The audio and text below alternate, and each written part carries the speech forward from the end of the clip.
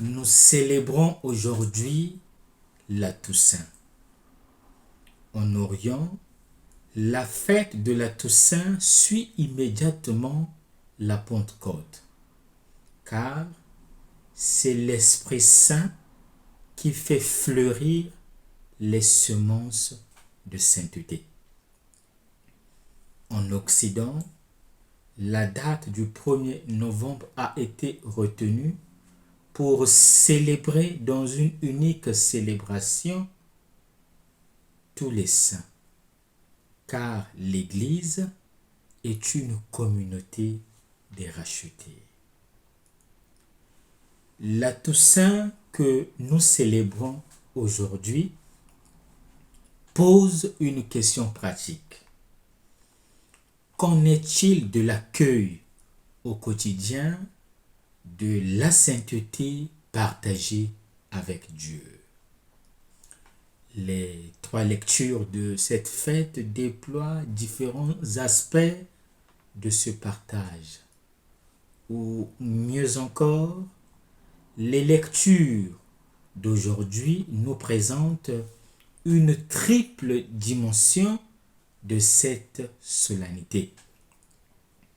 La dimension prophétique, la dimension juridique et la dimension pastorale. La dimension prophétique de cette fête est exprimée dans la première lecture.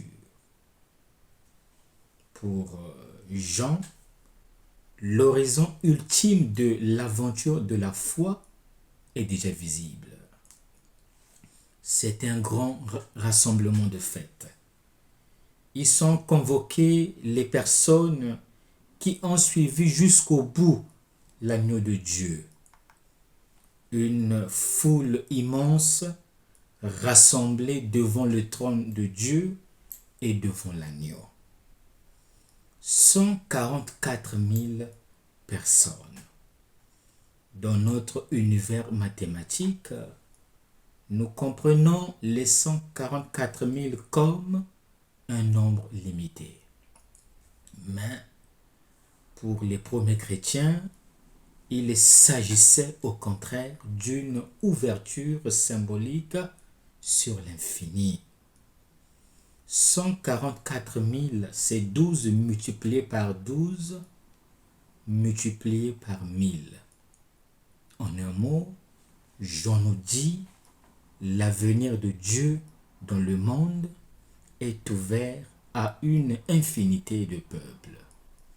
Dieu rassemble une grande foule de vainqueurs.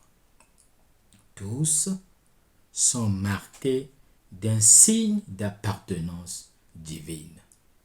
Ils partagent la sainteté de Dieu. Mais comment reconnaître la sainteté de Dieu? Cette question nous introduit dans la deuxième dimension de cette solennité, la dimension juridique. Le statut de la sainteté, c'est l'évangile, la bonne nouvelle du Christ, et plus concrètement, le message des béatitudes. Les béatitudes sont d'abord une autobiographie de Jésus. Elles révèlent son visage de fils de Dieu et le visage de Dieu son Père. Les béatitudes montrent ensuite le visage de l'homme réalisé et le visage de la communauté des enfants de Dieu. Les béatitudes sont en quelque sorte la carte d'identité des baptisés. Ainsi, dans les béatitudes, Jésus esquisse l'identité des chrétiens.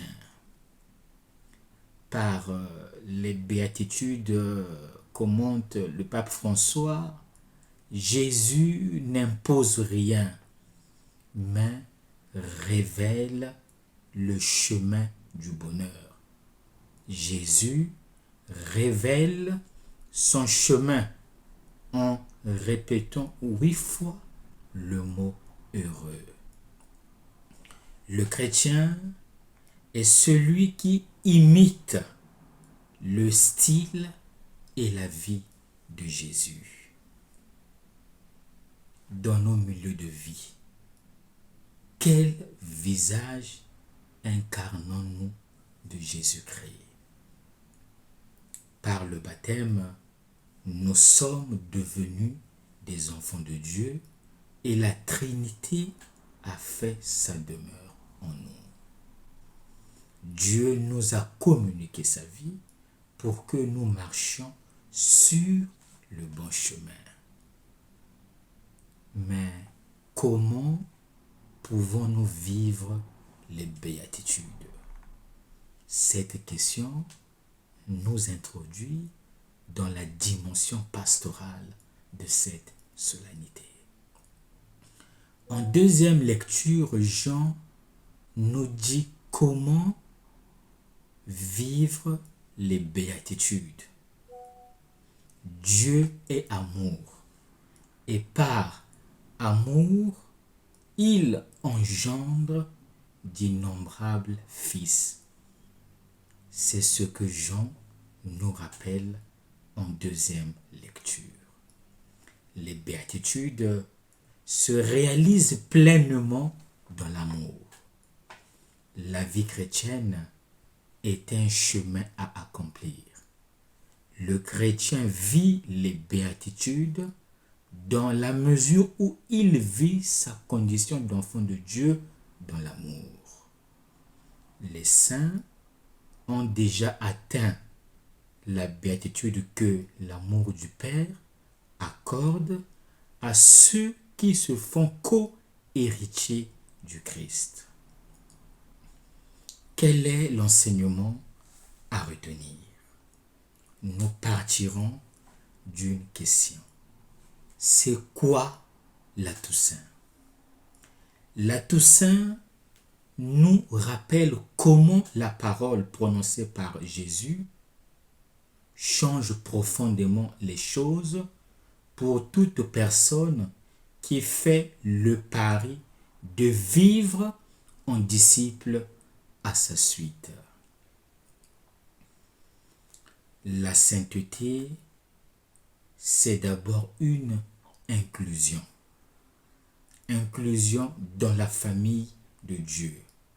Inclusion dans l'immense cohorte des personnes qui ont su accueillir le meilleur de la vie et de la création. La Toussaint nous rappelle également que nous devons donner du sens à notre vie. Pour cela, posons-nous la question. Où est-ce que nous nous sentons le plus en sécurité? Dans les mains de Dieu ou dans d'autres choses? Ou dans d'autres sécurités que nous louons, mais qui finiront par tomber, qui n'ont pas de consistance. La Toussaint nous rappelle enfin que la sainteté est possible. La sainteté est à notre portée. Enfin, à quoi nous convie cette solennité? Aujourd'hui, il y a l'invite à répondre à l'appel de la sainteté. Notre monde se moque malheureusement de ce concept, car selon les critères de son jugement, il exalte un humanisme athée et récompense l'égoïsme et fait la promotion de la jouissance de la vie. Ce sont en réalité les critères et les modèles qui conduisent l'homme au malheur. ce ne sont pas des critères à suivre. Que nous reste-t-il à faire? Il ne nous reste plus qu'à conjuguer aujourd'hui 3 verbes. Le premier verbe, c'est le verbe rompre. Il nous faut rompre avec la mentalité d'aujourd'hui, avec une religiosité vide et stérile. Le deuxième verbe, c'est le verbe vivre. Il nous faut vivre selon les critères de l'Évangile. Enfin, le dernier verbe, faire le choix de sa vie. La clé de la sainteté réside dans l'accueil de la proposition de Jésus. Mon frère, ma sœur, Jésus attend ta réponse. Que décides-tu? Bonne fête à tous et que Dieu nous bénisse.